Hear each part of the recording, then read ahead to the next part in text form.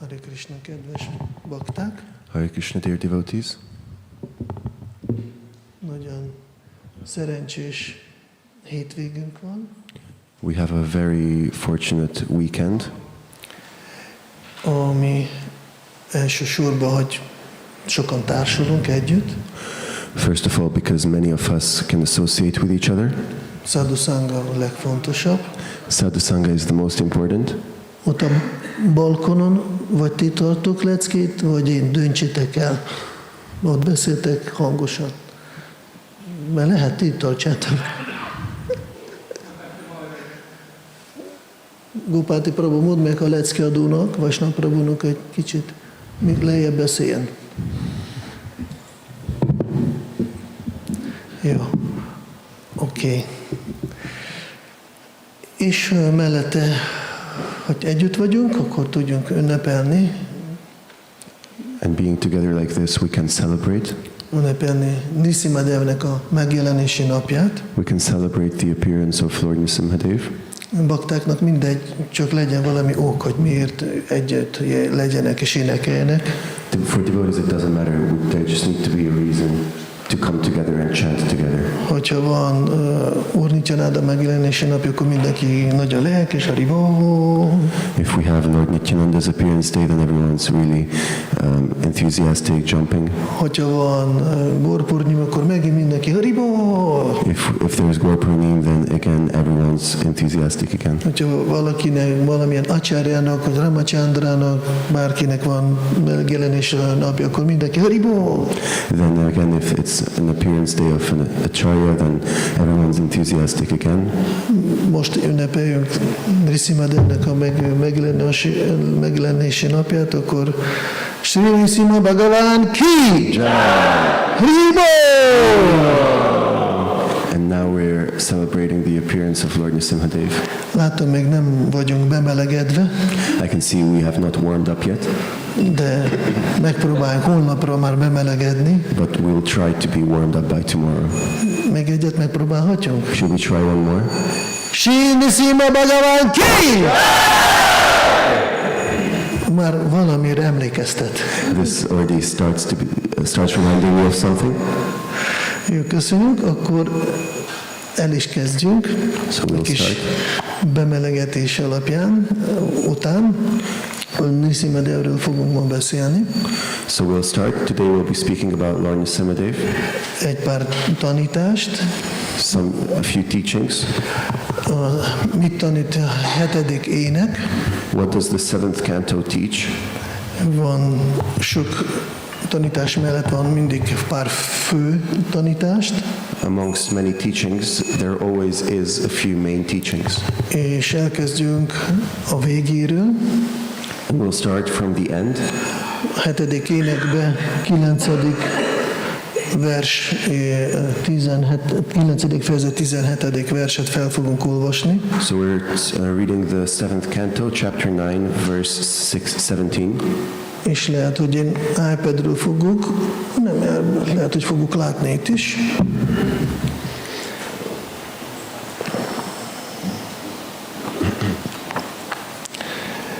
Ez egy nagyon jó, nagyon fontos vers, amit fogunk olvasni. It's a very important verse that we're going to read today.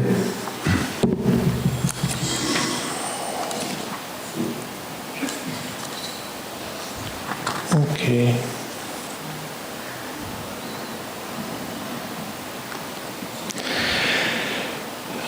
Végkövetkeztetés Prahlada Mahārājtól, The conclusion from Prahlada Maharaj, és utána majd megyünk elejére.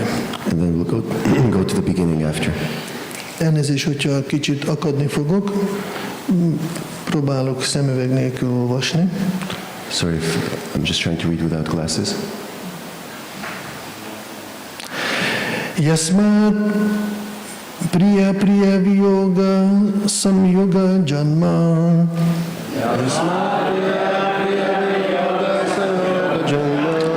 Yasmat priya priya viyoga samyoga janma.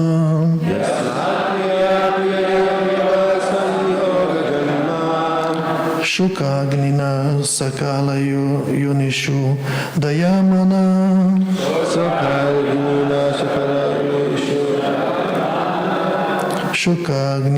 Sokágnina szalóka jonisú dayamana.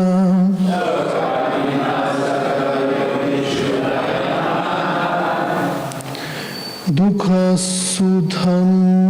asudham tadapi dukham atadhyayam.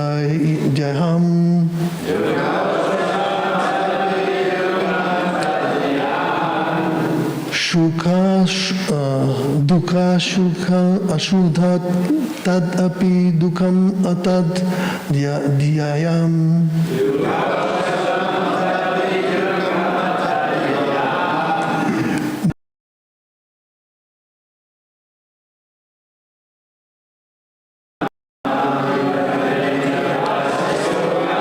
Bhuvam Brahmam Vedame Tava Dasya Yogam.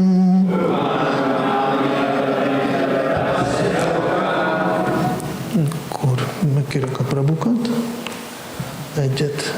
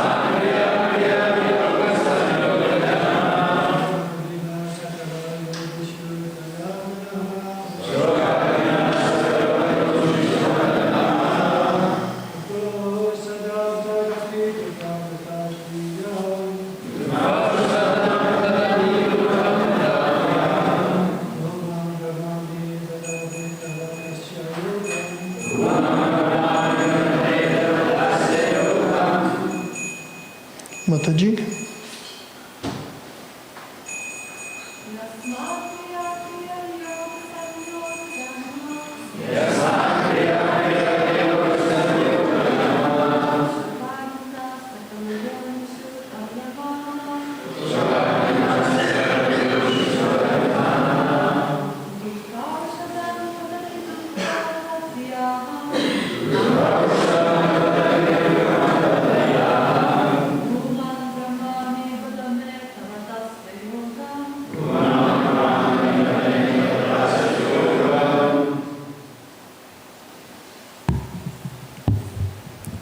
Köszönjük szépen. Thank you very much. Akkor fordítást. Felolvasom az egész verset, jó?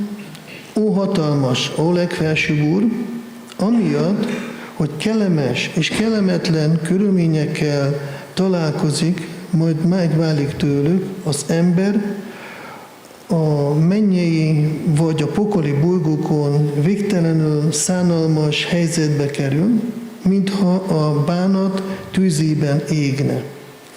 Noha sok gyógyír van, amely kiszabadíthat a gyötrelmekkel teli életből, ezek az anyagi világban több szenvedést okoznak, mint a gyötrelmek maguk. Ezért azt gondolom, hogy az egyetlen orvosság az, ha téged szolgálunk. Kegyesen taníts meg erre a szolgálatára. Translation. O Great One, O Supreme Lord, because of combination with pleasing and displeasing circumstances, and because of separation from them, one is placed in the most regrettable position within heavenly or hellish planets, as if burning in a fire of lamentation. Although there are many remedies by which to get out of miserable life, any such remedies in the material world are more miserable than the miseries themselves. Therefore, I think that the only remedy is to engage in your service. Kindly instruct me in such service. Köszönjük szépen, akkor most a magyarázat, hogy ne legyen túl hosszú a felolvasás, csak angolul olvas fel. Srila Prabhupada's purport. Prahlada Maharaj aspired to engage in the service of the lotus feet of the Lord. After the death of his father, who was materially very opulent, Prahlada would have inherited his father's property, which extended throughout the world. But Prahlada Maharaj was not inclined to accept such material opulence, for whether one is in the heavenly or hellish planets, or is a rich or a poor man's son, material conditions are everywhere. Therefore, no condition of life is at all pleasing. If one wants the transcendental loving service of the Lord, material opulence may be somewhat pleasing for the time being, but to come to that temporary pleasing condition, one must work extremely hard. When a poor man is rich, he may be better situated, but to come to that position, he had to accept many miseries. The fact is that in material life, whether one is miserable or happy, both conditions are miserable. If one actually wants happy, blissful life, one must become Krishna conscious and constantly engage in the transcendental loving service of the Lord. That is the real remedy. The entire world is under the illusion that people will be happy by advancing in materialistic measures to counteract the miseries of conditional life, but this attempt will never be successful. Humanity must be trained to engage in the transcendental loving service of the Lord. That is the purpose of the Krishna consciousness movement. There can be no happiness in changing one's material conditions, for everywhere there is trouble and misery. Om Gyanati Mirandasya Gyananjana Shalakaya Chakshurunmilitam Yena Tasmai Shri Gurave Namaha Namo Om Vishnu Padaya Krishna Prishtaya Bhutale Shrimate Bhaktivedanta Swami Niti Namine Namaste Sarasvate Deve Gauravani Pracharine Nirvishesha Shunyavadi Pashatya Deshatarine Jaya Shri Krishna Chaitanya Prabhu Nityananda Shri Advaita Gadadhara Shri Vasadi Gaura Hare Krishna Krishna Krishna Hare Hare Hare Rama Rama Rama Hare Hare.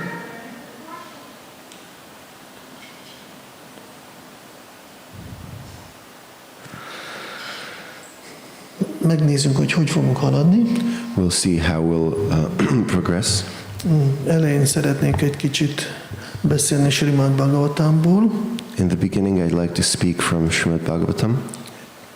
Aztán, hogyha lesz idő, akkor megpróbáljunk meditálni Nṛsiṁha-caturdaśī. And if we'll have time, we'll try to meditate on Nṛsiṁha-caturdaśī. Megnézzünk. We'll see. Úgy kezdődik, hogy 7. ének a kérdéssel, hogy miért úgy tűnik, hogy néha az Úr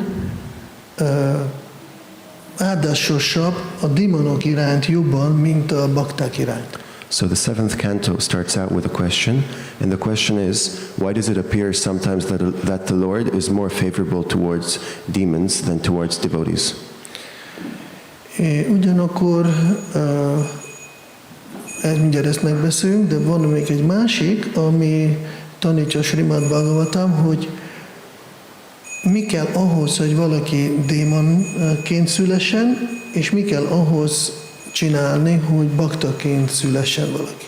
So we'll get back to this later, but one other thing that Srimad Bhagavatam speaks about is what does one need to do in order to be born as a demon or to be born as a devotee. Kezdjünk az első résszel. Let's start with the first part.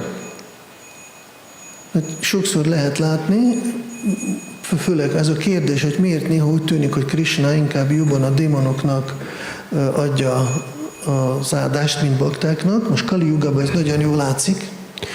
So sometimes devotees ask, why does it seem like the Lord is more kind towards demons than towards devotees? And in Kali Yuga we can see this.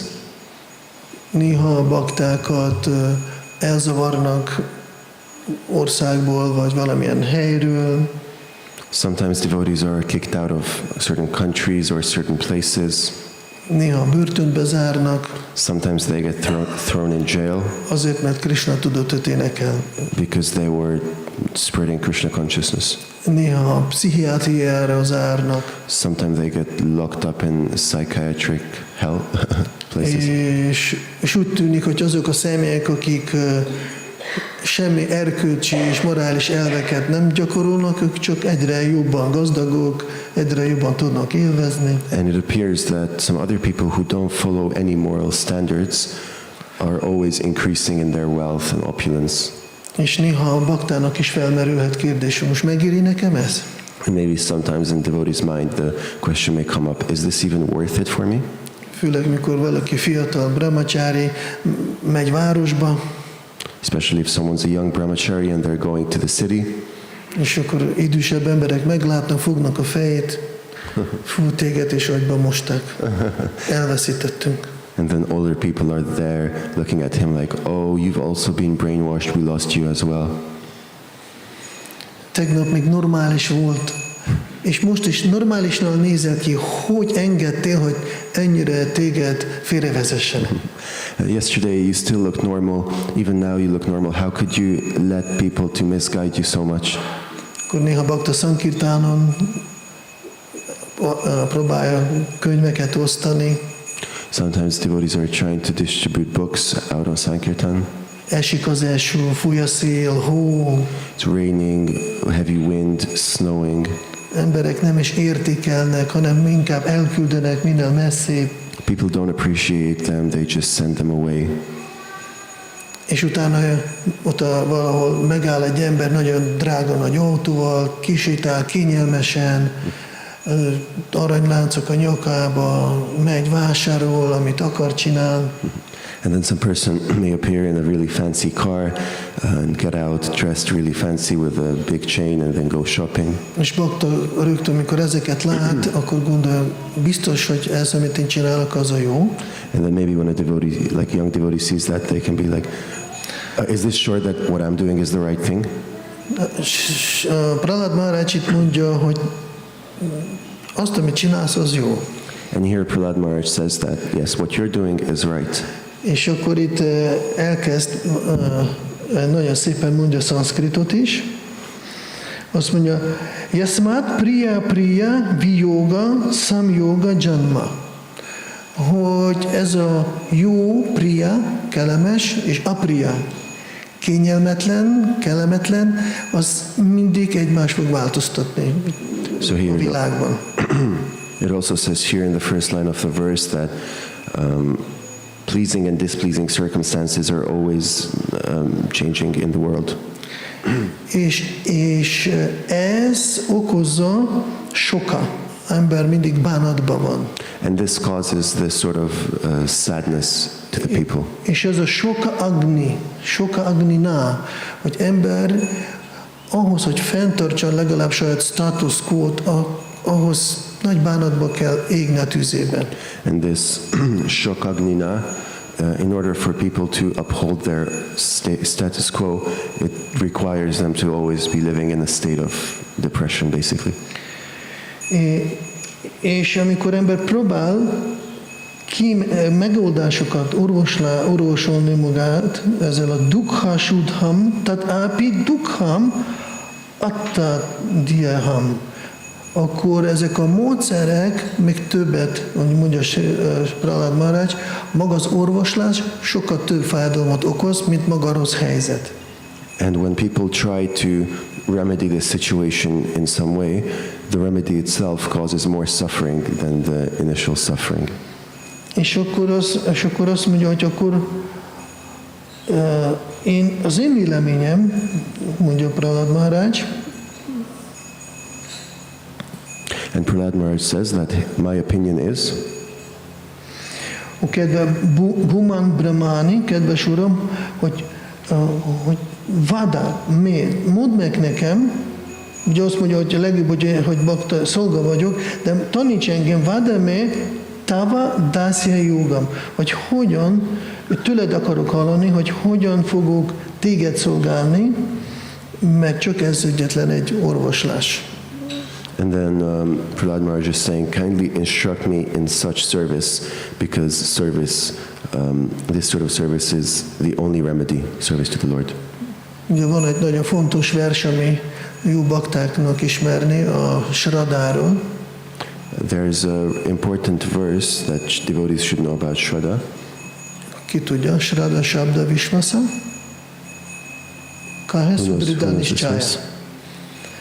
Shraddha Shabda. Kud Brahmachari. Shraddha Shabda, szó, Shabda, Shraddha, ez Shraddha Shabda Vishvas, Kahe Sudridha Nischaya. Ez egy nagyon mély és nagyon erős meggyőződés. This means a really strong and firm faith. Szóval meg vagyok győződve, Krishna Bhakti Kaila, hogyha én csak végzek Krishna Bhaktit, So we are convinced that by performing Krishna Bhakti, Sarva Karma Kritahaya, minden eredmény megadja. every result will be there. Sokszor mondanak szülők a baktáknak, ne legyél bakta, mert kihagysz az életből fontos dolgokat. Sometimes devotees' parents may tell them, oh, don't become a devotee because you're going to skip out on very important parts of life. Fordítva van. It's actually the other Ha way nem around. leszel bakta, akkor kihagysz az életből fontos dolgokat. If you don't become a devotee, then you're going to skip out on Sarva important Karma parts of life. Kritahaya. Ugye ez a meggyőződés. This conviction. Oké. Szóval az a látszat, amikor látjuk, hogy próbálok így finoman mondani, akik adarmát gyakorolnak, nem mondjuk a démonok, So those who practice adharma, let's not say demons, és ez az eredmény, amit nekik van, és néha látszik, hogy boldog, there's a result that they have. Sometimes it may appear that they're happy. amúgy, hogyha egy kicsikét mellette leszünk egy napot, akkor meglátjuk, mennyire boldog. But if you spend a day with them, you'll find out how happy they really are. Ez csak látszat. This is just the appearance. És még hogyha elérnek az eredményt, akkor ideiglenes lesz. And even if they achieve what they wanted, then the result is only temporary. Hát mi a materialista pozíciót nézve, mi lehet jobb, mint a Hiranyakashipunak a pozíciója? If you look from a materialistic viewpoint, then what can be better than Hiranyakashipu's Neki position? konkurencia se volt. He had no competition. Itt a világban, akik próbálnak uralkodni itt a bolygón, egyfajtából izgulnak, versenyeznek választásokat, annyi sok konkurenciók van, semmi garancia nincs, hogy következő választásokban nyernek.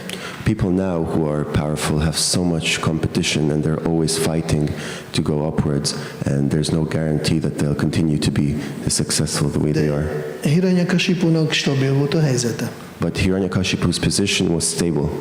Ott még filistenek is óvatosba álltak. Even the demigods were wary of him. De mégis ideiglenes az is. But even that position is temporary.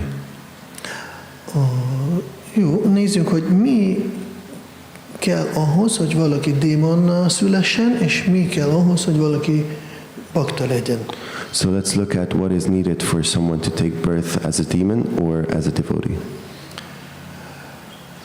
Hogyha valamelyik szemét bakták megátkoznak, If there's a person who is cursed by devotees, valaki tiszteletlenül baktákkal bánik, if someone was disrespectful towards devotees, és megkapja az átkát, akkor démon lesz a következő születés. and they've been cursed, then they will take birth as a demon in their next life. Ugyanaz történt Hiranyakashipuval, Same thing happened to Hiranyakashipu. amikor volt Jai Vijay, két testvér, When there were the two brothers, Jai and Vijay, és 4 kumára megátkozták, and the 4 Kumaras cursed them, akkor ők lettek a nagy démonok.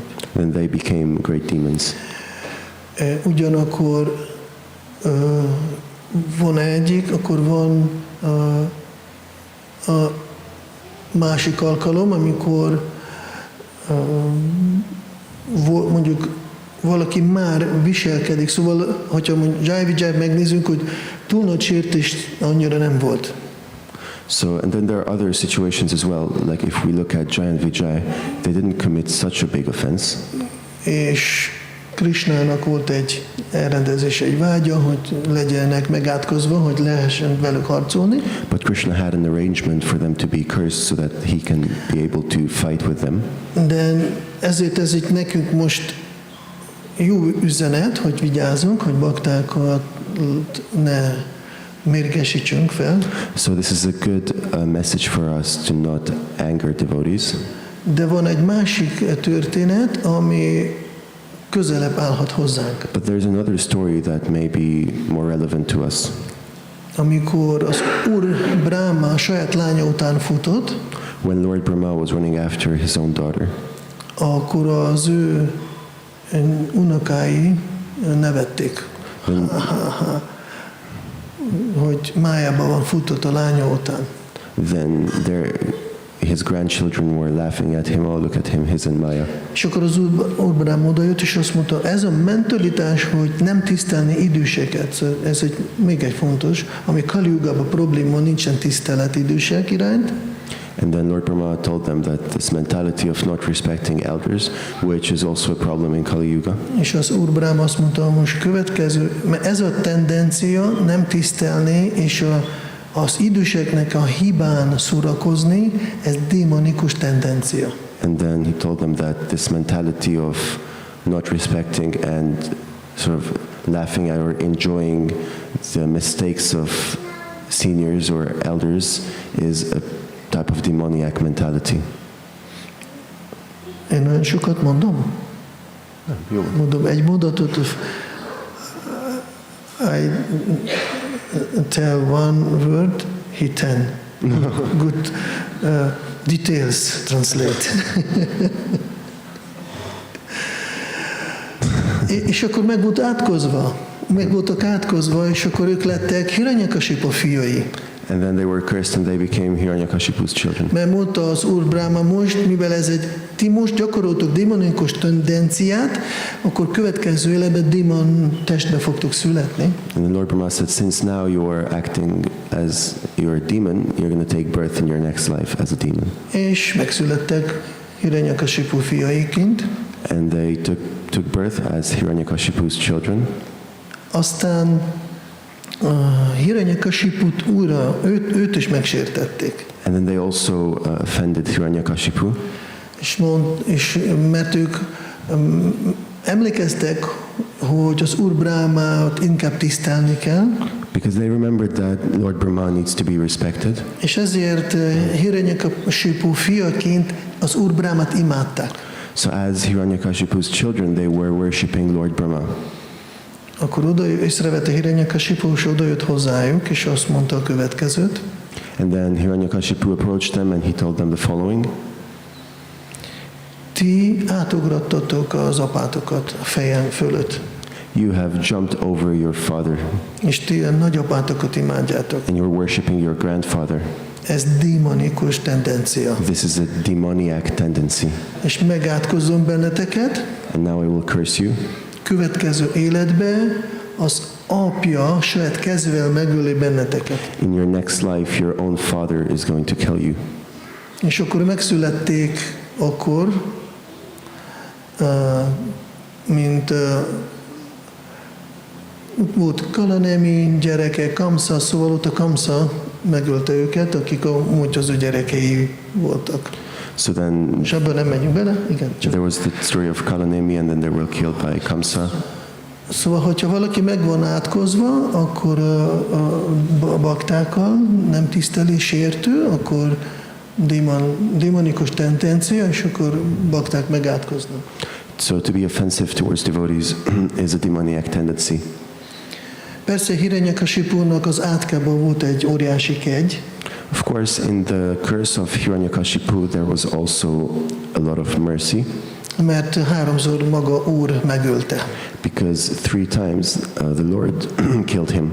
Szóval amikor bakta megátkozik, ő nincs megsértődve, hanem megátkozik, hogy Úr mondjuk megöli, ezáltal megtisztul a démonikus tendenciától a személy. So when someone is cursed, then this is not a bad thing because they actually get cleared out from this demoniac tendency. És másik oldalt Prahlada Maharaj, aki megkapta az áldást baktáktól. And then there was the other person who is Prahlada Maharaj, who got the blessings from the devotees. Ő már tudjuk az előző életet is, Of course, we know his previous life as well, amikor csak véletlenül böjtölt Ekadashi. when he accidentally fasted on Ekadashi. Aztán valahol azt hallottam pont a Nṛsiṁha-caturdaśī, a Nṛsiṁha templomba. I've also heard in some places that it was also Nṛsiṁha-caturdaśī that day. Ugye megbeszélt egy prostituáltól, hogy találkozik, He had an appointment with a prostitute, de pont a templomba, not in the temple, és nem jött el a kedvese, and she didn't come. akkor ő nagyon kiábrándult volt, és egész nap böjtölt. And he was really sad, and then he was fasting the whole day. Az úr Nṛsiṁha-dev nagyon kegyes volt, gondolta, hát milyen csodálatos böjtöl, értem ezen a csodálatos napon, és akkor adta sok áldását neki. So Lord Nṛsiṁha-dev was very pleased. Oh, look at this person who's fasting, and gave a lot of blessings. De azt az áldásat adta, hogy kapjon bakta áldását. And the blessing he gave was that he will be able to receive the blessings of the devotees. Amikor Hiranyakasipu vezekelte, felemelte kezet, When Hiranyakashipu was performing his austerities, és próbálta halhatatlanná válni, and he was trying to be undefeatable, egy idő múlva már az univerzumnak a működése kezdett változni erre a tapaszra, amit ő csinálta. after a while this started to alter the way the universe works. Elkezd remegni, hőmérséklet megváltozott, sok minden, Things were shaking, the temperature changed, és ez csak az eleje volt, a hangyák még nem ették meg. and this was only the beginning. This was before the ants started to eat him. És félistenek beizgultak a univerzumba, hogy most el fogjuk veszíteni az összes hatalmát, And the demigods were in anxiety that now they're going to lose their powers. és elmentek Narada Munihoz, és mondták, te vagy a intelligens bakta, találj valamit, hogy szakítsuk meg ezt a vezeklést. And the demigods went to Narada Muni and they told him, "You are the intelligent devotee. Please help us to solve the situation." Narada Muni mondta, simán, nagy örömmel. Narada Muni said, "No problem, with great happiness." Megkereste a saját barátját, Parvata Munit, He looked for his own friend Parvata Muni és mondta, gyere, van jó kis missziónk. and he said, "Look, I have a good mission for you." És madár testet vettek át, madár formáját, And he took the form of a bird, és elrepültök a helyre, ahol vezekelte Hiranyakasipu, and he flew to the place where Hiranyakashipu was doing his austerities, és egy fa mellett volt, és akkor rászálltak a fára, and he was next to the tree, so they flew on the tree. egy kicsit magukat megigazították, They sort of fixed themselves up, és nagyon csúnya hangjával elkezdtek énekelni. and with a really ugly voice started to shout, scream, Nagyon idegesítő hanggal. on a very annoying voice. Om Namo Narayanaya! És csak egyfolytából. Om Namo Narayanaya! So on this voice they were doing it. Előtte békésen vezekelt Hiranyakasipu, nagyon nyugalom volt, jó koncentrált, voltak eredmények is, So before that, Hiranyakashipu was peacefully meditating, he was enjoying it, and there were some results as well. hirtelen ez a két madár az ő ellenségnek, And now és még suddenly, olyan csúnyán hanggal énekelnek a nevét. and suddenly these two birds come and start singing the name of his enemy, and on this ugly voice. Jó, gondoltam, mindjárt elmúlik, próbál tovább koncentrálni, de mindig mond, Om Namo Narayanaya! And he thought, okay, I'll just continue, maybe they'll go away, but they just continued chanting. Kicsit várt, aztán próbálta egy szemeivel, nem akarta megszakítani, szemeivel próbálta őket így elriasztani tekintéssel. And he didn't want to interrupt his meditation, so at some point he was trying to scare them away with his eyes. De Narada Muni dzsapázták extázisban. Om Namo Narayanaya! But they were just chanting in ecstasy, Om Namo Narayanaya. Szóval, és próbálta újra belemerülni meditációba, And he tried to absorb himself in the meditation again, és akkor így kezd elmét visszahozni. and he started to bring the mind back. Om Namo Narayanaya! Kész. Nem tudta, mit csinálni. And then he didn't know what to do. Akkor abba hagyta, és próbálta őket elzavarni.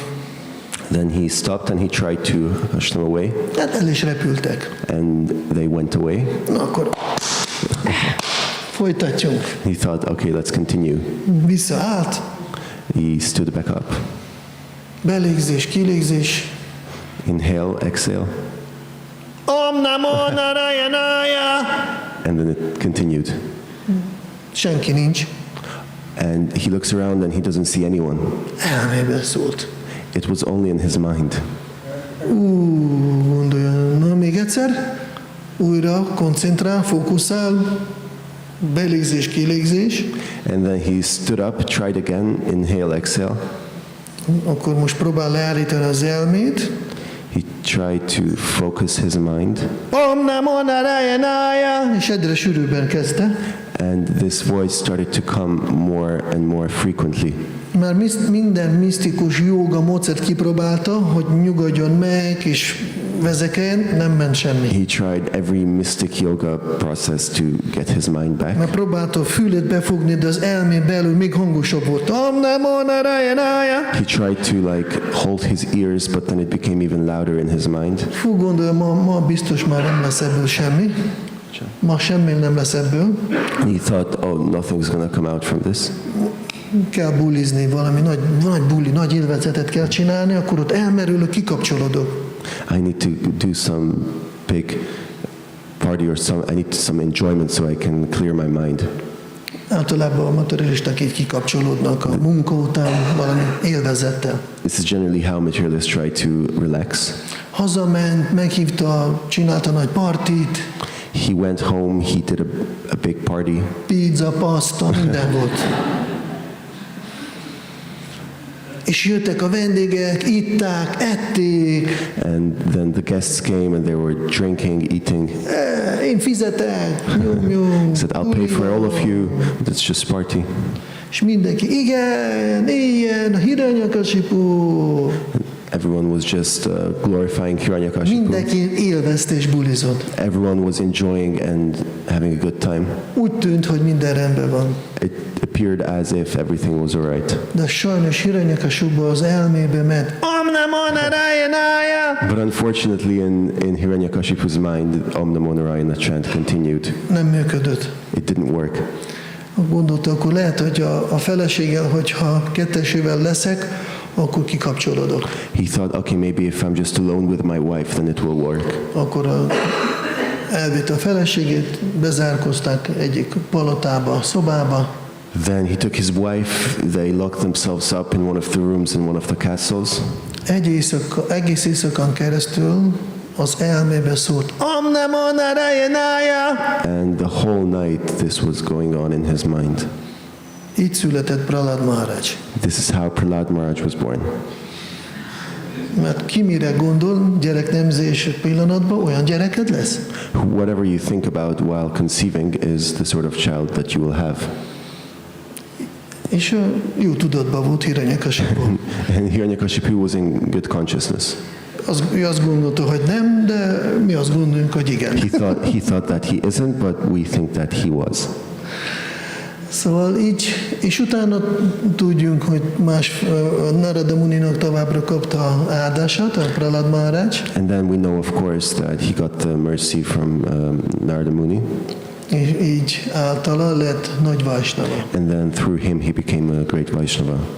Hogyha mi szeretnénk jó bakták lenni, If we want to be good devotees, akkor nagyon fontos próbálni a baktákat szolgálni, kedvébe járni baktákat. then it's very important to try to serve and make devotees happy.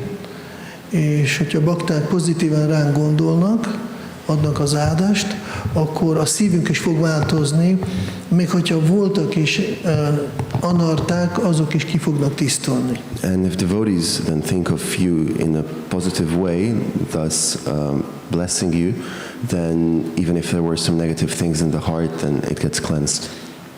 És hogyha fordítva negatív hozzáállás van a baktákhoz, And if they have a negative attitude És towards hogyha devotees. Vaisnavák nem elégedettek velem, And if the Vaishnavas are not pleased with me, akkor már lehet szívünkbe érezni a negatív tulajdonságoknak a megerősítését, then you can observe in your heart the appearance of negative qualities.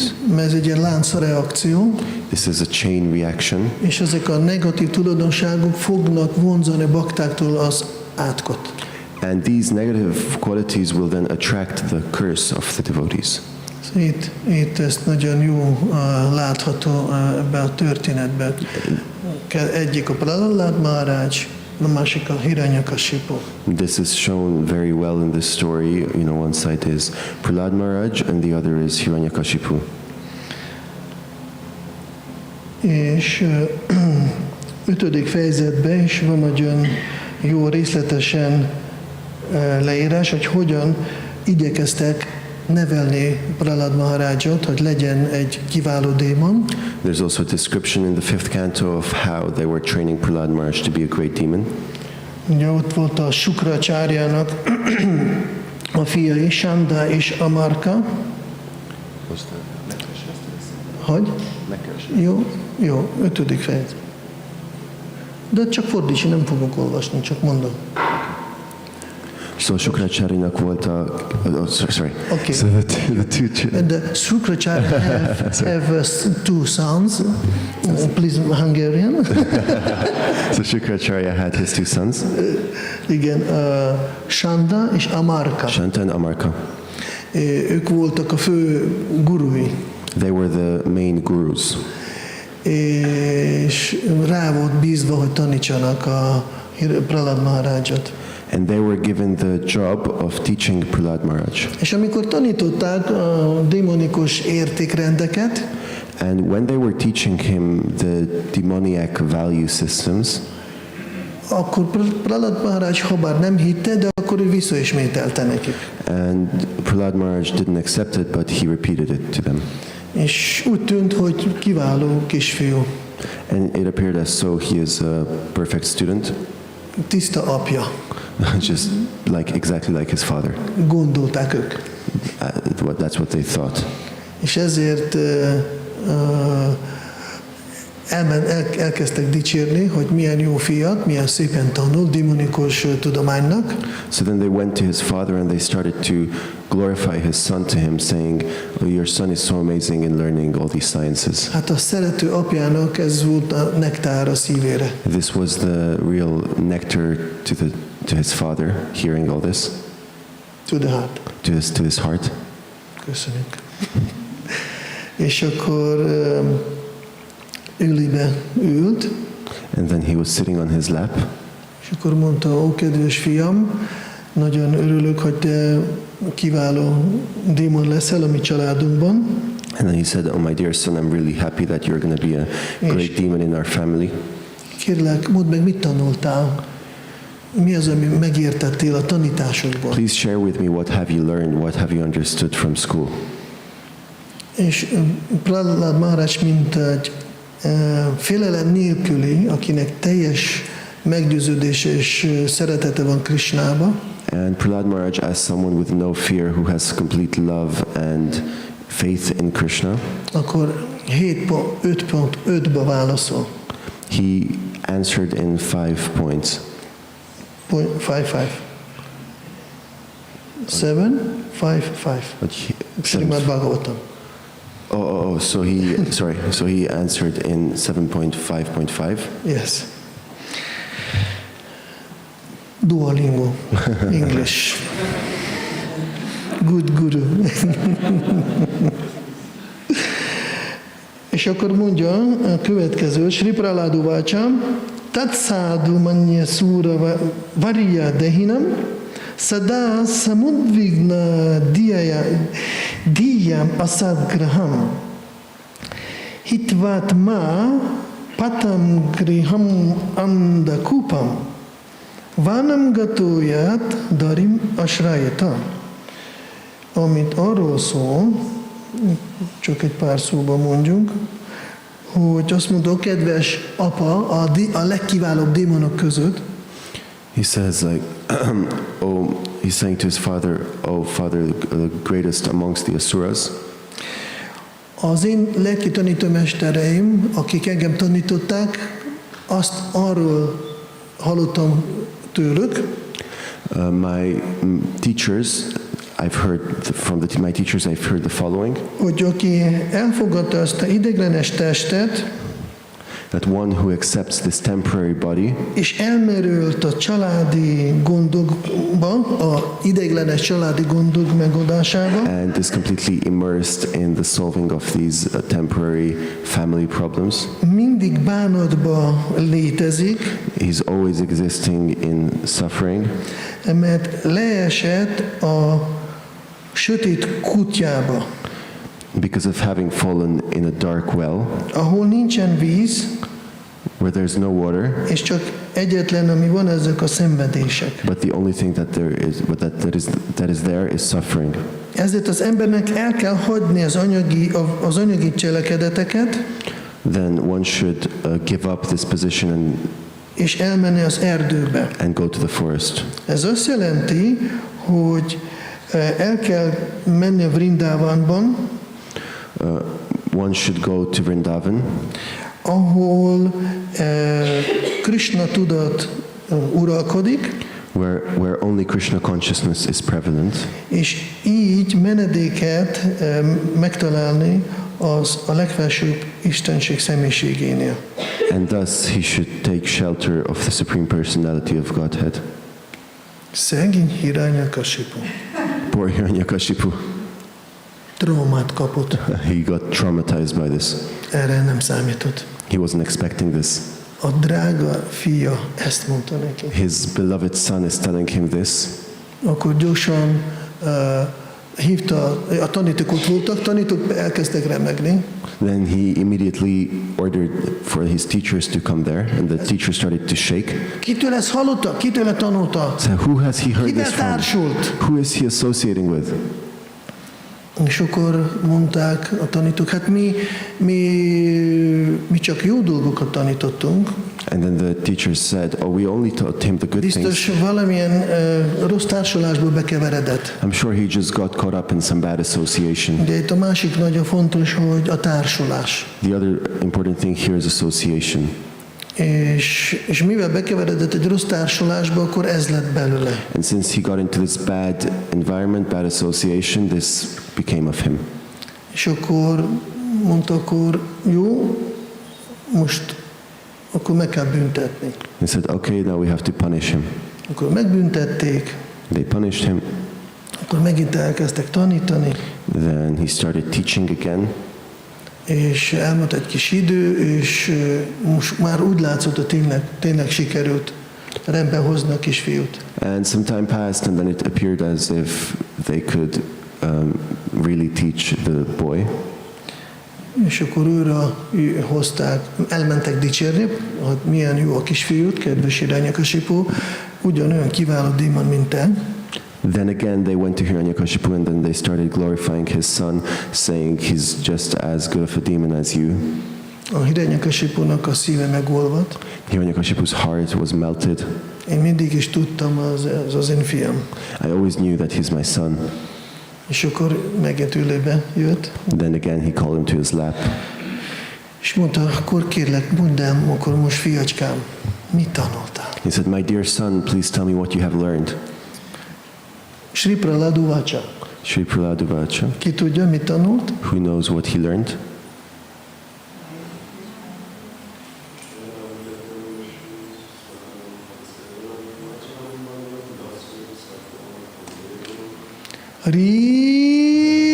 Rívó! Igen, Prahlad Maharaj mondta, én azt tanultam, hogyha 9 ágú odaadó szolgálatot gyakorolunk, ez az életnek az értelme. And Prahlad Maharaj said, "What I have learned is that if you practice the 9 limbs of devotional service, that's the meaning of life." Fú, na, itt most nagyon mérges lett a Hiranyakasipu, And there Hiranyakashipu became very furious. a Sandára és a Márkára, So Shanda and Naka. és elkezdte őket fenyegetni, And he started he started to fenyegetni. threaten them. És utána ők megijedték, hogy most baj lesz, And they got worried that there's going to be some problem. de ők visszafenyegették Hiranyakasiput. But they threatened Hiranyakashipu back. Most nem emlékszem pont melyik versbe, de mondták neki, hogy azért óvatos legyél, brahmanákkal így nem lehet beszélni. And I don't remember in which verse, but they told Hiranyakashipu, be careful, you can't speak like this with brahmanas. Hogyha te most így sértelgesz brahmanákkal, akkor ebből baj lehet nálad. If you're here offending brahmanas, this is going to be a problem for you. És akkor Hiranyakasipu visszafogta magát, megijedt, hogy hoppá. And then Hiranyakashipu sort of calmed himself down and he got scared a little bit.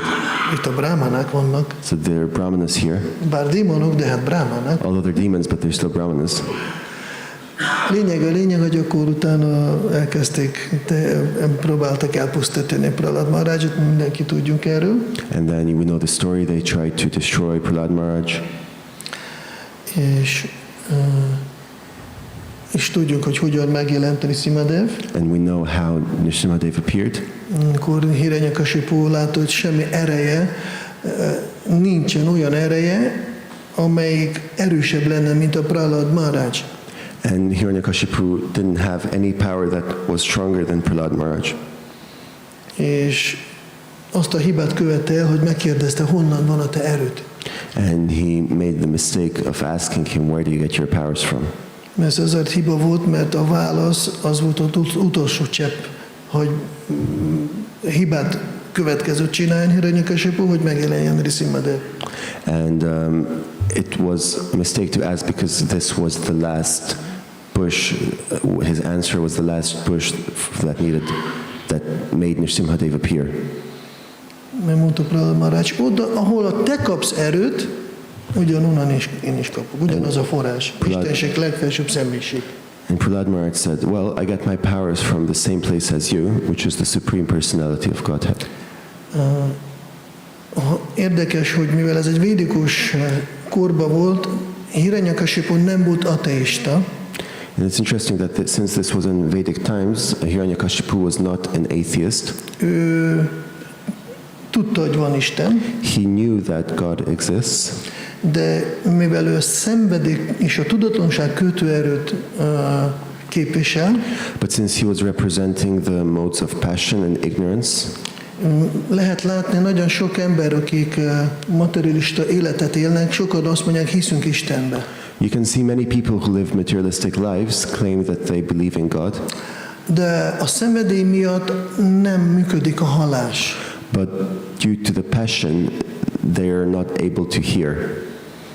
Sokszor nekünk is szokták mondani, nem hallasz, amit mondom. Ugye lelki tanítómester szokott mondani nekünk. Sometimes they also tell us, oh, you're not able to hear what your spiritual master is telling you. Mert gyakorlatilag hallani Krisnát a szívébe, ehhez nem is kell meg a szakti szint se. Because to be able to hear Krishna in your heart, you don't even need even the sakti. Csak sattva gunába kell gyakorolni a bhakti jogát, és lehet hallani Krisnát a szívébe. You just need to be in sattva guna and then you can hear. A szenvedélyben ember nem képes hallani. In the mode of passion, he's not able to hear it. Szenvedélyben, tudatlanságban még jobban. And even less in ignorance. Még hogyha szenvedélyben külső forrásból is tud hallani, valaki mond neki. And if they're in passion, if they're hearing from an outward source, nem tud rábízni magát Krisnára. he cannot give himself to Krishna. A képesítés bízni magát Krisnára, hogy függünk rajta, ez a sattva guna. The qualification for someone to give themselves to Krishna and depend on him is sattva guna. Amikor valaki sattva gunába gyakorol bhakti jogát, akkor ő kevesebbet hibázik. When someone practices bhakti yoga in sattva guna, then they make less mistakes. Mert mi történik? A raja guna mindig kényszerít cselekedj, amit a te szamszkáraik, anyagi vágyaik szerint. Because Rajaguna is always encouraging everyone to act according to their samskaras and material desires. Vagy az érzelmi ingerek szerint reagáljál. Or to react based on emotions. ott nincsen, hogy mi az igazán jó, hanem én ahogy érzem, úgy reagálok. then there's no sense of what's actually right, and you just react based on what you feel. Ott van a Prahlada Maharaj, aki Suddha-szattvában volt, Then we have Prahlada Maharaj, who was in Shuddha-sattva, és hogy most csak megyünk kicsit lejjebb a Sattvára, and let's go a little bit down to Sattva. akkor ott nem az a lényeg, hogy mit én érzem, hanem hogy lesz velem elégedett Krishna. Then the point becomes not what I feel, but how does Krishna become satisfied with me. Arjuna ugyanazt képviseli Bhagavad Gita első fejezetben. And Arjuna represents the same thing in the first chapter of Bhagavad Gita.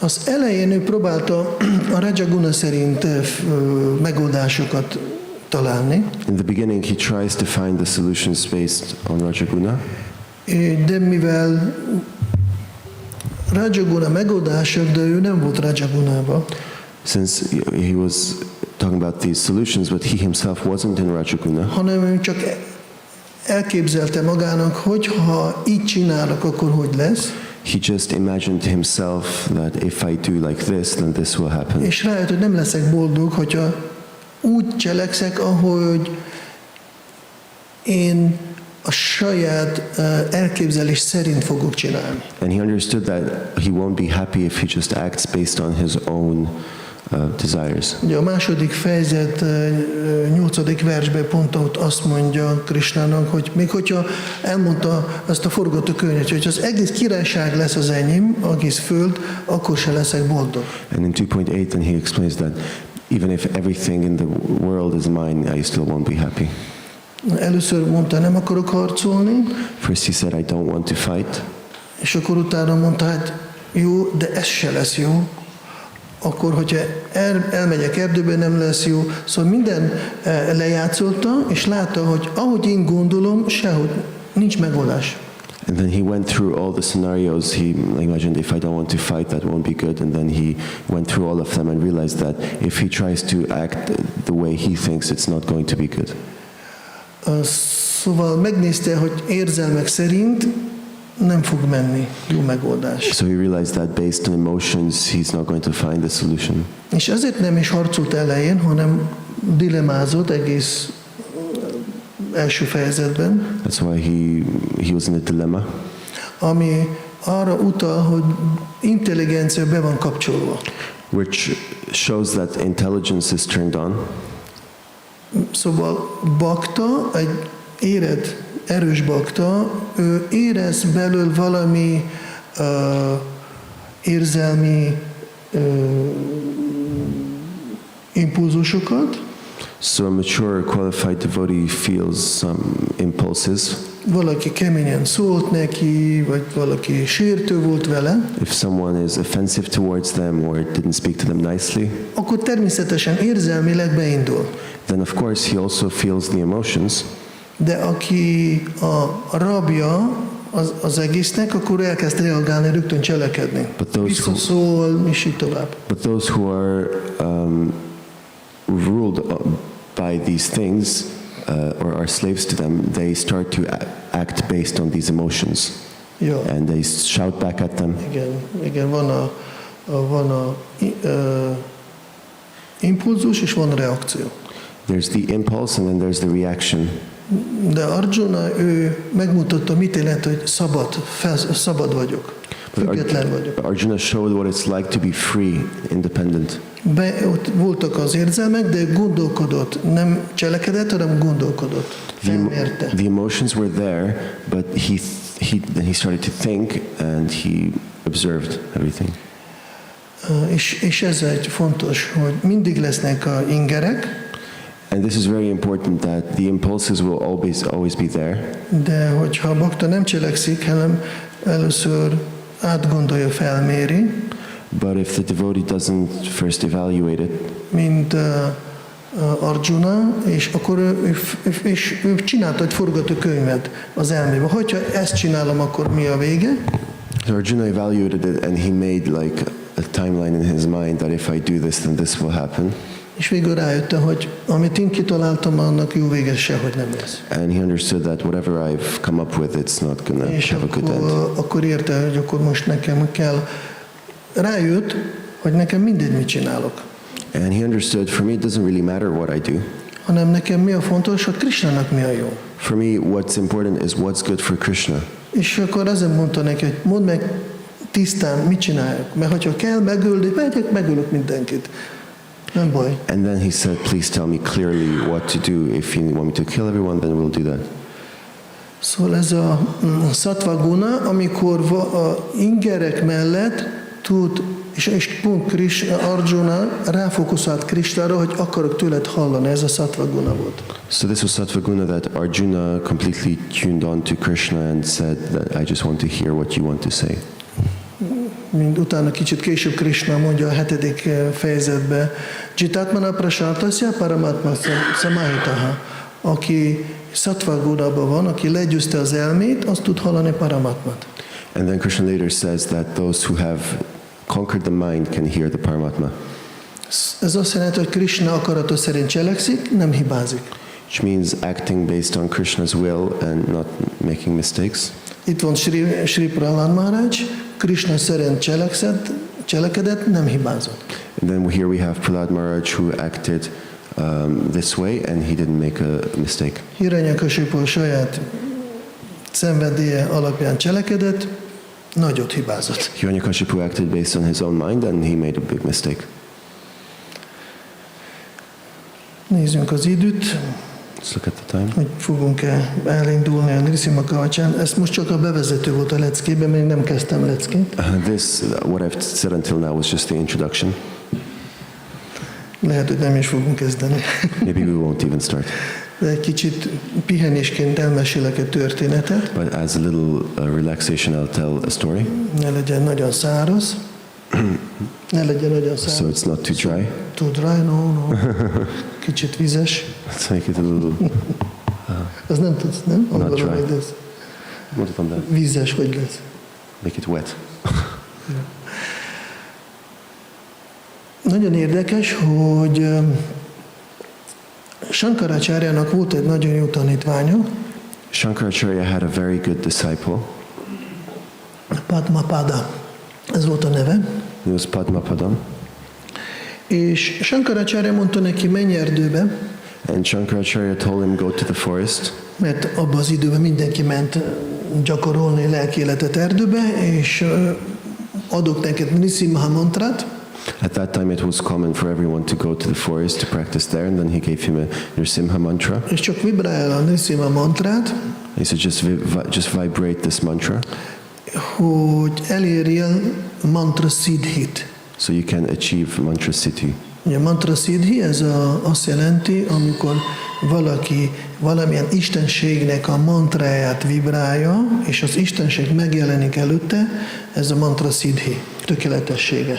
Mantra siddhi means when you are chanting a mantra to a specific person, and then as the result of your chanting, this person appears. Bhaktipada, ő egy brahmana volt, nagyon vékony volt, elindult az erdőben, Bhaktipada was a very skinny brahmana, and he started going to the forest, és kiválasztotta magának egy jó helyet, and he chose a nice place. berendezkedett, leült, és elkezdte mantrázni. He sat down and he started to chant. Ebben az időben, abban az erdőben lakott egy vadász. At this time, in the same forest, there lived Vadász. a hunter. Igen. Ő egy vadember volt, abból élt, hogy levadász állatokat, megeszi, aztán megy tovább. His life was killing animals and then continuing. És akkor pont ment, keresett egy következő áldozatot, és látta a fa alatt ül egy brahmana. And as he was out looking for his next victim, he saw under the tree that there's a brahmana. Hú, gondolta, hát ilyen vékony kis brahmana ebbe vad erdőbe tele van vadállatokkal, azt mit keres itt? And he was thinking, what is this small brahmana doing here in this big, dangerous forest? És akkor oda ment, és kérdezte, hogy te mit keresel itt? Brahmanek nem szoktak ilyen erdőbe, ahol lakni, ahol vadállatok vannak, And ragadozók. he went to the Brahmana and he said, "What are you doing here? Brahmanas don't usually stay in places where there are such wild animals." És akkor Padmapáda ránézte a vadászra, és gondolta, hát most én neki mit mondjak? Hogy én most itt mantrázok, jogázok, az nem érti. And Padmapada looked at the hunter and thought, well, what am I going to tell him? He's not going to understand if I say I'm just chanting mantras. És akkor mondta neki, hát próbálok elkapni egy állatot. And he said, I'm actually here to try to catch an animal. Igen, na, mondd, én itt egész életemben itt lakok, minden állatot ismerem, mondd meg, melyik állatot. And then he said, oh, perfect. I live here and my whole life I've caught so many animals. Which one would you like to catch? Hát az a neve neki, hogy Nṛsiṁha. And he said, well, his name is Nṛsiṁha. Nṛsiṁha. Az milyen állat? I said, Nṛsiṁha, what animal is Sose that? hallottam. I've never heard of it. Lehet, hogy farkas valamilyen? Maybe it's a type of wolf? Nem, Nṛsiṁha. No, it's Nṛsiṁha. Na jó, oké, akkor lehet, hogy latinul mondtál, nem ismerem. I thought, okay, maybe he used the Latin word for it, so I don't know. Akkor mondd meg, hogy néz ki. How does this look like? A feje olyan, mint az oroszláni, His karmai, mint az oroszláni, és a test olyan, mint az emberi. his face and hands look like a lion, but his body looks like a human. Hidd el, egész életemben itt lakok, ilyen állatot meg sose láttam. Szerintem eltévedtél. And then the hunter said, well, believe me, I've lived here my whole life, and I've never seen any animal like this. I think you may be lost. Szerintem nincs is itt ilyen erdőben. I don't even think this forest has it. De pont ilyen erdő, pont olyan erdőben szokták lakni ezek az állatok. And then he said, well, no, this animal lives exactly in this type of forest. És mivel Padmapada egy nagyon ragyogó, tisztességes, jóságos brámana volt, nagyon nagy tiszteletet érezte felé a vadász. And since Bhaktipada was a really great Brahmana, the hunter felt respect towards him. És mondta, hát te mondasz, akkor én neked elhiszek. And he said, okay, if you say so, then I'll believe you. És a társulásra még lelkes is lett a vadász. And the hunter even became enthusiastic from this encounter. Mondta, tudod mi, te csak maradj itt, He said, you know what, you just stay here. ez itt nagyjából biztonságos hely, This is more or less safe. majd én elmegyek, elkapom, elhozom neked ezt a Nṛsiṁhát. I'll go, I'll catch, and I'll bring this Nṛsiṁha for you. És akkor itt egy pár bakta nevet, ugyanúgy is Padmapada elkezdte nevetni. Vadász elkapja Nṛsiṁhát. And just now how some devotees were laughing, Bhaktipada was also laughing a little bit well. És vadász mondta, ne neves, komolyan mondom, elkapom és idehozom. And the hunter said, don't laugh, I'm serious, I'm going to go catch this animal and bring it here for Hogyha you. 3 napon belül nem hozok, If I don't bring anything in the next 3 days, akkor öngyilkos leszek. then I'm going to kill myself. És akkor elment. And then he left. Csak így visszaszólt. Akkor mi volt a neve még egyszer? He just looked back. What was the name again? Nṛsiṁha. Nṛsiṁha. Köszönöm. És akkor elindult. Oké, Nṛsiṁha. Hol van a Nṛsiṁha? Keresem a Nṛsiṁhát. And then he left and he started looking for Nṛsiṁha. Where is Nṛsiṁha? Lehet, hogy ott van a Nṛsiṁha. Lehet, hogy itt van a Nṛsiṁha. Maybe he's there, maybe he's there. Egész napon keresett, nem találta. He was looking for the whole day and he couldn't find anything. Lefeküdt aludni, másnap felkelt. Went to sleep and woke up the next day. Hú, Nṛsiṁhát kell keresnem, megígértem ennek a tisztességes brámanának. He said, oh, I need to look for Nṛsiṁha. I've promised to this Brahmana. És még részletesebben az egész erdőt átkutatta. And then he started to search even more in detail the whole forest. Minden bokorba benézett, Nṛsiṁha, ott van a Nṛsiṁha. He looked in every single bush. Is Nṛsiṁha here? Valaki van, Someone's Nṛsiṁha. there. Is that Nṛsiṁha? Nem, No, ez egy sima oroszlán. that's just a regular lion. Keresett, második nap elmúlt, nem találta. And he was looking everywhere. Couldn't find anything. Fáradt lett, He got tired elaludt. and he fell asleep. Harmadik napra újra, utolsó nap van, akkor ma biztos megtalálom Nṛsiṁhát. And he thought, okay, last day, today I'm actually going to find Nṛsiṁha.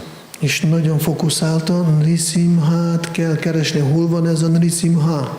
And then with extreme focus, he started thinking, Nṛsiṁha, I need to find this Nṛsiṁha. Egész nap ment Nṛsiṁha, Nṛsiṁha, Nṛsiṁha, Nṛsiṁha, Nṛsiṁha, Nṛsiṁha. And the whole day he was just going around chanting the name of Nṛsiṁha.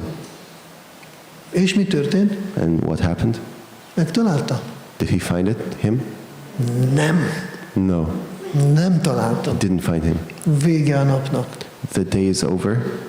Akkor mondta, jó, Hiszem. megígértem Brahmanának, hogy kivégzem magammal, He said, okay, well, I promised to the Brahmana that I will kill myself.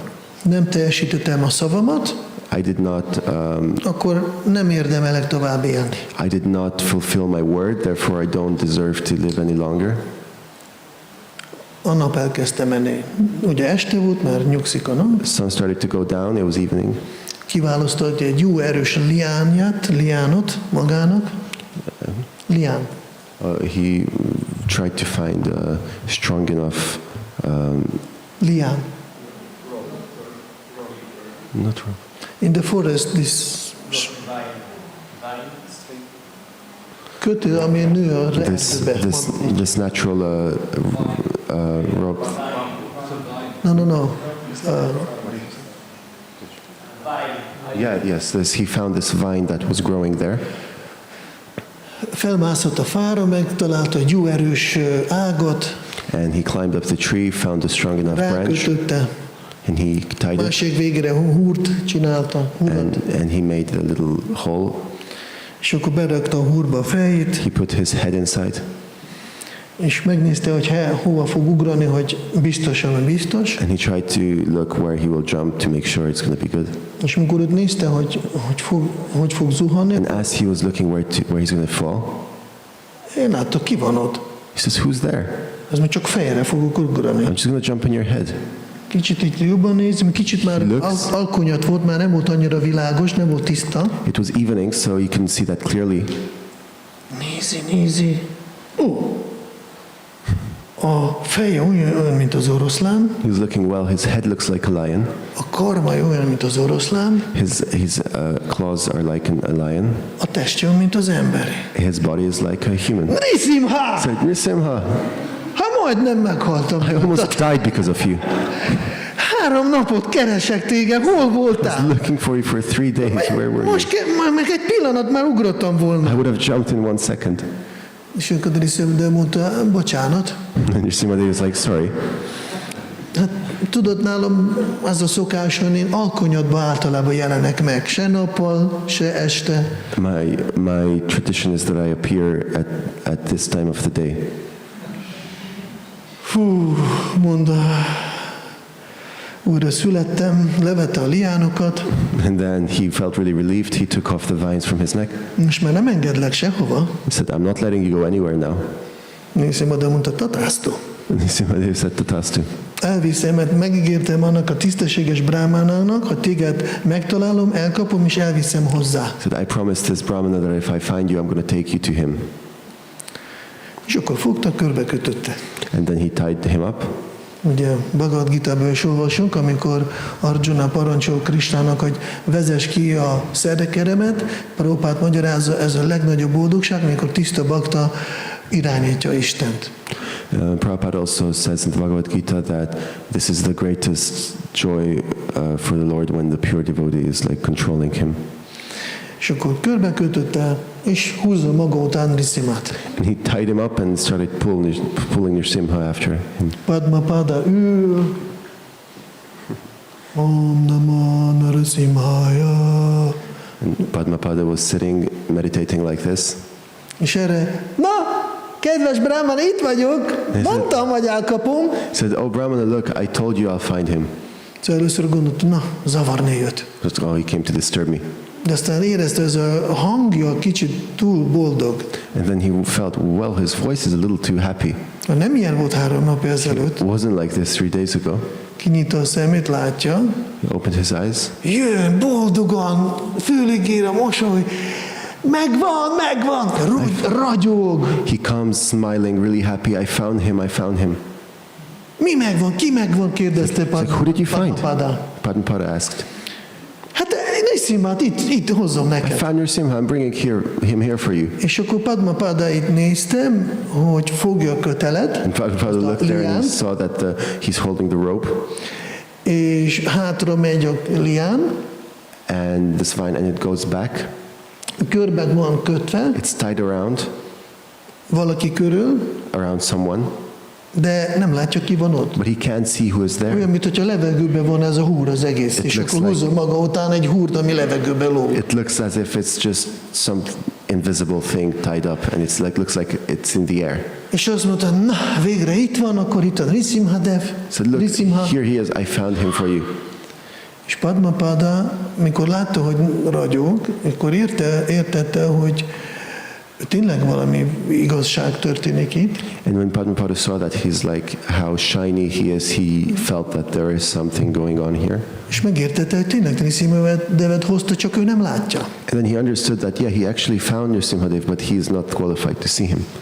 És akkor olyan hatása volt rá, hogy nagyon mély imádkozásba elmerült hirtelen, And this had the effect on him that he went into really deep meditation. és akkor mondta a következőt Nṛsiṁhának a imádkozásban. And then he said the following prayer to Nṛsiṁha-dev.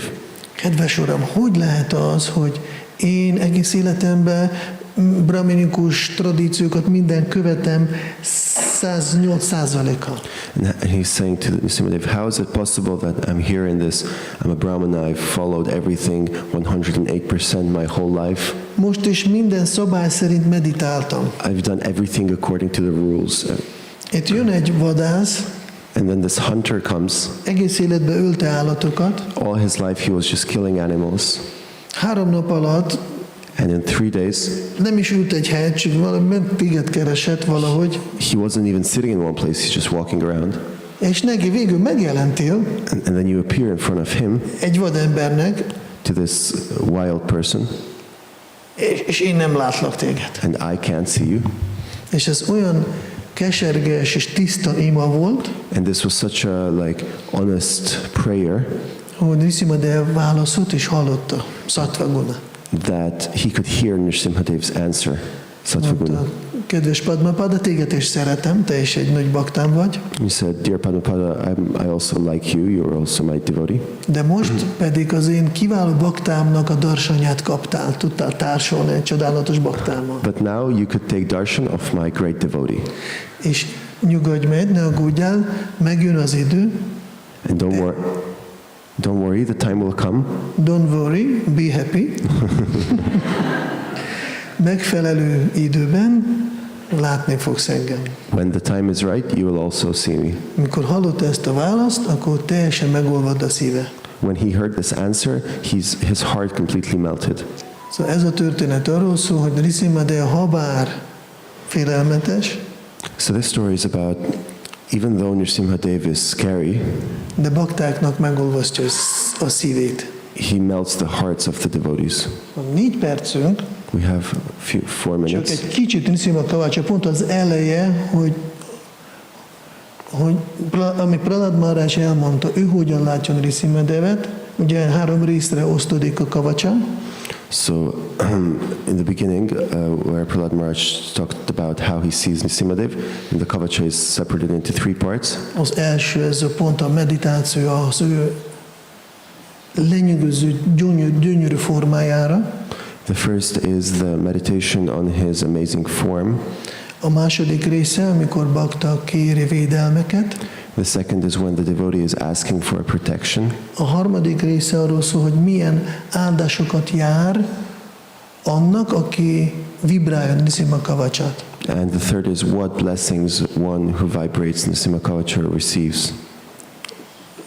Lehet, hogy valamikor jövőbe átmegyünk minden 30 mantrán, Maybe once in the future we'll go through all 30 mantras együtt meditálva, nagyon csodálatos. with all of us meditating together. It's very amazing. De most csak első párot, hogy egy kicsit ráhangolódjunk a holnapi fesztiválra. Now we'll just say a few so we can get ready for tomorrow's festival. És csak képzeljünk el Prahlada Mahārāja, aki tiszta szeretettel rendelkezik. Just imagine Prahlada Maharaj, someone who had pure love, Hogy az ő szíve teljesen meg van érintve ezzel a gondolatokkal Nṛsiṁha-devről. his heart is completely touched by these thoughts of Nṛsiṁha-dev, Érzelmek, amik kontrollálatlanak. the emotions that are uncontrolled. És ebbe az állapotban mondja el a kavacsát. And in this state of mind, he says Nṛsiṁha-kavacha. Nṛsiṁha-kavacam vakshe praladinadanam pura sarva rakshakaram punyam sarva padrata sarva padrava nasanam. Azt mondja, hogy Prahlada Maharaj, aki elmondta ezt a Nṛsiṁha-kavacsát, Says Prahlada Maharaj, who's the one who told this Nṛsiṁha-kavacha. ez a kavacsa minden punya karmát megajándékozza. This kavacha gives all punya karma, Sarva raksha karam punyam. Megvédi, protects, és elosztja minden veszélyt. and takes away all danger. Sarva sampat, ez a kettes. Sarva sampat karam csajva, svarga moksha pradayakam. Dietván Nṛsiṁha-devesam, hema simhasanastitam. És akkor így mondja, ez az ima bármilyen gazdagságot, sarva sampat megadja. And it says that this prayer gives all opulence. Ember megkapja lehetőséget elérni mennyi bolygókat, svarga, And it can give one elevation to the heavenly planets, vagy moksha, felszabadulhat. or moksha, liberation. Mielőtt kezdi ember kavacsát vibrálni, Before one starts to vibrate the kavacha, összpontosítani kell az elméjét az Úr Nṛsiṁha-deven, they should try to focus their minds on Lord Nṛsiṁha-dev, aki hema simhasana stitam. Ugye, aki az arany szimhaszánon ül, who sits on the golden simhasan, ragyogó, gyönyörű, szép szimhaszánon, a golden, shining, beautiful simhasan, ami szintén oroszlán formája. which is also shaped like a lion. Csak képzeljünk el, ezt látja Prahlada Maharaj, és nem tud visszatartani magát, és mondja ezeket a mantrákat. Just imagine that this is what Prahlada Maharaj is seeing, and he can't control himself. He just starts saying these prayers. És most, amikor tovább meditál a részletekre, akkor teljesen a szíve megolvad. And when he starts to meditate more on the details, then his heart is completely melted. Nivritasya trinayanam, sharat indusama prabham, lakshmalamita vamangam, vibhutipi upashritam. Nṛsiṁha-dev, aki békés arcával ül ezen a trónuson, Nṛsiṁha-dev, who is sitting with his peaceful face on the throne, Nivritasya trinayanam, akinek 3 szeme van, and he has 3 eyes. az ő sarat indusama prabham, az ő testje nagyon nagy ragyogást árasztja, ami olyan, mint a őszi hold. And he is as radiant as the autumn moon. Lakshmalingita vamangam, Sri Lakshmi Devi bal oldalon ül Nṛsiṁha-devnél, And he's embraced by Lakshmi Devi on his left side, és nagyon finoman öleli őt. who's softly embracing him. És Vibhutibir upasrita. És az Úrnak az isteni formája, And the form of the Lord, ez a legnagyobb vibhuti, hogy mondjak magyarul? is the greatest vibhuti. In Hungarian. Igen, magyarul. A isteni gazdagságát, tulajdonságokat árasztja magába. He's just Ez a vibhuti. all this spiritual opulence vibhuti is coming towards him. És még 2 mantra. Csaturbujam kamalangam, svarna kundala shobitam, saroja shobitam raskam ratne, kejura mudritam. Nṛsiṁha-dev 4 karjával rendelkezik. The Lord has 4 arms, A testje nagyon soft, nagyon puha. and his limbs are very soft. arany fülbevalóval van díszítve, Svarna Kundala. He is decorated with golden earrings. A mellkasán nagyon szép lotusz gerlánd van, His chest is resplendent like the lotus flower. és a vállán és kejúra csodálatos drága kövekkel ékszerek díszítenek a vállait. And his arms are decorated with jewel-studded ornaments. Tapta kancsana sankasam pita narmalavasana indráde suramulistam spuran manikya diptebi. Az ő ruha nagyon ragyog, He's dressed in a really shiny cloth, mint ugye sárga színű, és ragyog, mint egy olvasztott arany. He's dressed in spotless yellow garment, which exactly resembles molten gold. A filistenek Indrával, a vezetővel, fejet hajtanak előtte az ő hozzáálló lotuszlábaihoz.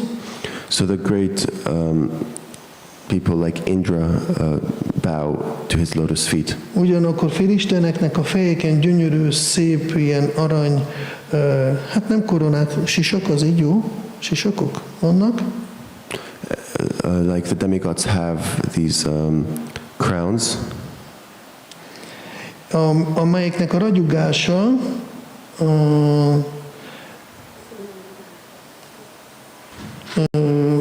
öntve van az Úrnak a lotuszlábára.